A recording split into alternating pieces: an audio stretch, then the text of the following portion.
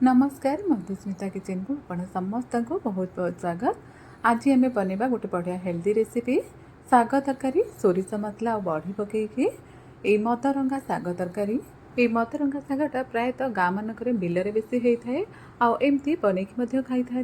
जदि आपण केबे एमती मदरंगा साग तरकारी बनी नाहंती ताले थरे वीडियोटी को मूलर शेष पर्यंत देखि नियंतु आपनको निश्चय भल लगे आ बनवा बहुत सहज और खाइबा बहुत टेस्ट लगी थाए।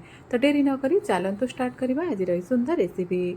ये साग तरकारी बनवाई ये मु मदरंगा साग अल्प नहीं आपको भलसे धोई नहीं गोटे बड़ साइज्र आलू को चोपा छड़े लंबा लंबा कर एमती पतला पतला कर काटी नहीं आलू को भलसे धोई नहीं ये सागर डेम्फ को बिल्कुल भी फोपाड़े से डेम्फ तरकारी पकेबे बहुत भल लगी थाए।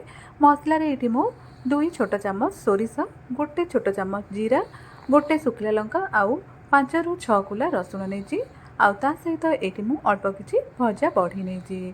एबे कौन करबा ना गोटे कढ़ई गरम करवा तापर आम से 2 ରୁ 3 चामच तेल गरम कर नवा। ये मु सोरिष तेल नहीं तेल भलसे गरम हो गला गोटे छोट चामच पचफुटन पकेबा आउ गोटे सुखिला लंका पकेबा।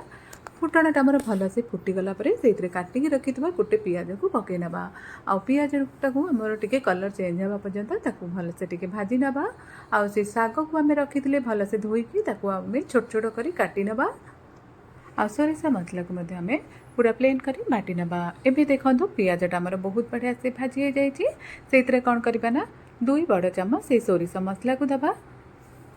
जेहेतु मुझे साग कम नहीं तो से मसलार क्वांटिटी ये मुझे कम नहीं तो ये 1/4 टीस्पून हल्दी पाउडर आउ आधा छोट चामच चिली पाउडर आवश्यक अनुसार लुण पकई नवा आउ भलसे टिके एमती गोड़े नवा। सोरिष मसला तो बेसी समय बिल्कुल भी लगी न था कषा बस लो फ्लेम रे आम गोटे रू 2 मिनिट पर्यंत एमती टिके कषि नवा। कषि हो गला से कौन करबा ना काटिकी जो रखि आलू से आलू को ये मसला सहित भलसे टिके गोड़े नवा। आलूटार कंचा बास्ना पड़ेब आलूटा आमर भलसे मसला सहित भाजी भी हो।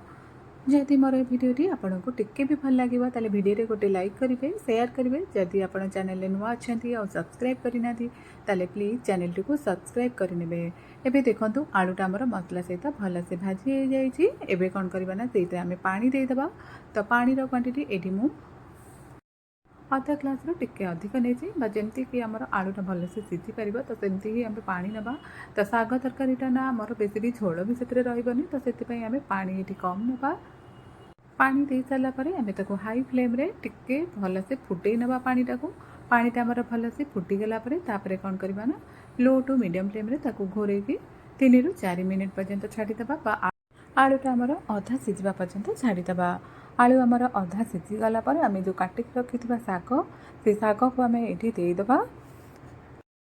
ये मदरंगा सागटा प्रायतः बहुत कम मिली थाए तो मोर यही साग मोर फुल कुंडरे अल्प होता तो मुझे तरकारी बनई तो मत बहुत भल लगे भाविली कि ये रेसिपीटा आपण मान सहित शेयर करी।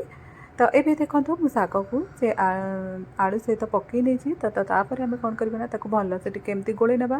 सागर पानीटा बाहरी थाए एबे कौन करबा ना टिके हाई फ्लेम रे एमती घोरेकी 1 ରୁ 2 मिनिट पर्यंत छाड़ीदबा।